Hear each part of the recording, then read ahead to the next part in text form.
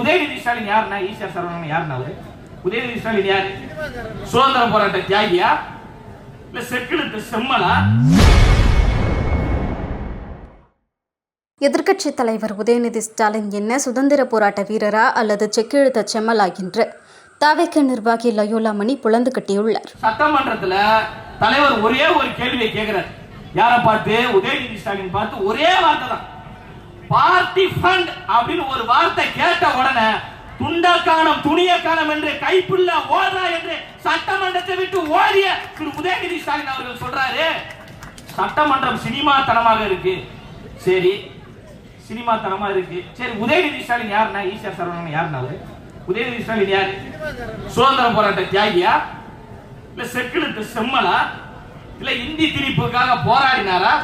இல்ல தமிழ் மொழிக்காக போராடி இங்க வந்து அப்படி புல்லட்ட வாங்கி இருக்கிறாரா? கிடையாது. லாலா கட சாந்தி உன்னாலா நேந்தி நான் பூந்தி அப்படின்னு பாட்டு பாத்துறீங்களா? அந்த பாட்டுல டான்ஸ் ஆடினவர் அவர் ஒரு சினிமாக்காரர் தான், அவர் ஒரு கூத்தாடி தான். அவர் ஒரு சினிமாக்காரராக இருந்து விட்டு நம்மளை பார்த்து அங்க சினிமாத்தனமாக இருக்கு என்று நம்மளை விமர்சனம் செய்றாங்க. இந்த நிமிடம் வரை தமிழ் சினிமாவில் நம்பர் 1 சூப்பர் ஸ்டார் யார் என்றால் அது அண்ணன் மாண்புமிகு தமிழ்நாட்டின் முதலமைச்சர் ஜோசப் விஜய் அவர்கள் தான்.